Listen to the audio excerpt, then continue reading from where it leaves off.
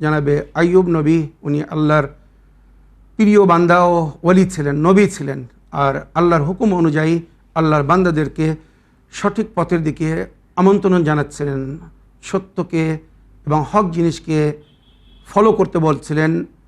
বিশেষ করে সেই যুগে যারা ধনী ছিল, অর্থধারী ছিল, আইয়ুব নবীর কথা তাদেরকে শুনতে ভালো লাগছিল না, যে ইনি কেন আমাদেরকে আমাদের ইচ্ছা মতো কাজ করতে দিচ্ছেন না, আমাদের ইচ্ছা মতো কেন চলতে দিচ্ছেন না।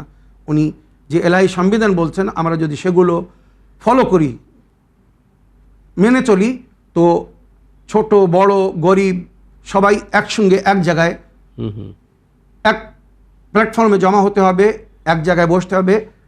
আর আমরা অর্থধারী, আমাদের ধন দৌলত আছে, আমাদের পয়সা আছে, সম্মান আছে, গরিবকে যদি আমরা আমাদের পাশে দাঁড় করাই বা বসাই, তো আমাদের সম্মান আঘাত পাবে। এই ধরনের মেন্টালিটি সেই সময় ছিল, আর আজও আছে।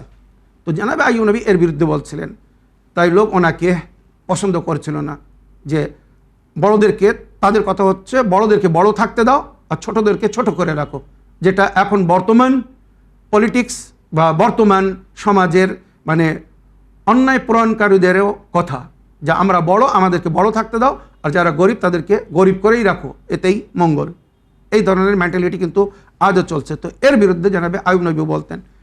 তো বিভিন্নভাবে ওনাকে মেন্টালি টর্চার করা হতো, দুঃখ দেওয়া হতো, কষ্ট দেওয়া হতো। তো উনি আল্লাহর বান্দা ছিলেন, ধৈর্য ধরতেন, সবর করতেন।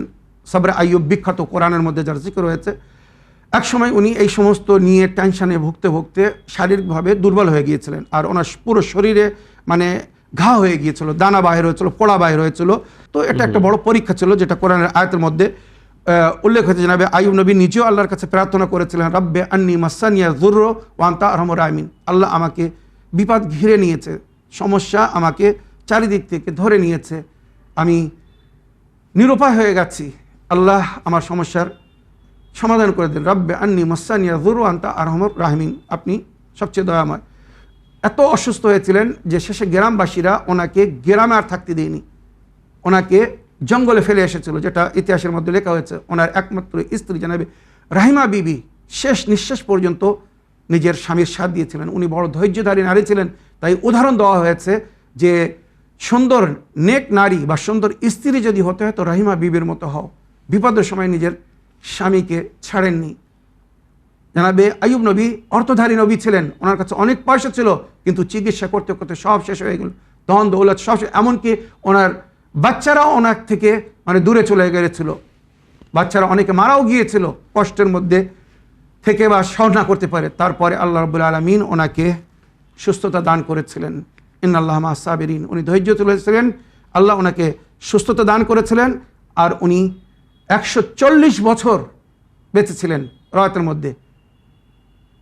আল্লাহ পরে ওনাকে অধিক সন্তানও দিয়েছিলেন, যার মধ্যে জিকির হয়েছে ওনাকে 7টা ছেলে এবং আল্লাহ 7টা মেয়ে দান করেছিলেন।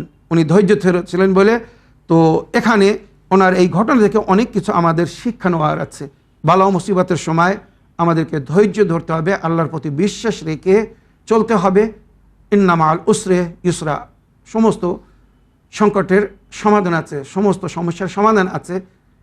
ইন্নাল্লাহ লা ইউকাল্লিফু নাফসান ইল্লা উসআহা, আল্লাহ কোনো নাফসকে তার ক্ষমতার বাইরে কষ্ট দেন না। তো জানাবে আইয়ুব নবী যতটা উনি সহন করতে পারতেন, আল্লাহ ওনাকে সেই পরীক্ষার মধ্যে ফেলেছিলেন। তো আমাদের মধ্যে সবাই চাচ্ছে নিজের জায়গায়, রশন ভাই, কাকে আল্লাহ কখন কিভাবে পরীক্ষা নেবে আমরা কেউ জানি না। ঠিক ঠিক, আমাদেরকে ধৈর্য ধরে আল্লাহর তরফ থেকে তার সমাধানের অপেক্ষা করতে হবে, নিজেরাও চেষ্টা করতে হবে। ধৈর্য দ্বারা মানে এনি হাতের উপরে হাত ধরে বসে থাকলাম যে এখন আল্লাহ সমাধান করে দেবে, সমাধান হবে না।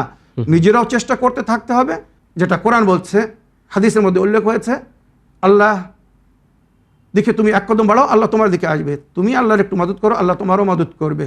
মানে আল্লাহর কথা মেনে চলো, আল্লাহ তোমার কথা মেনে চলবে বা আল্লাহ তোমার কথা মানবে, যেটা আমরা বলি বা কোরআনের আয়াতের মধ্যে এটা বলেছে, ইন তানসুরুল্লাহ ইনসুরকুম ইউসাব্বিত আকদামাকুম। তো এইভাবে জানাবে আইয়ুব নবী উনি দিনের কাজ করছিলেন, আল্লাহর পয়গাম দুনিয়াকে দিচ্ছিলেন।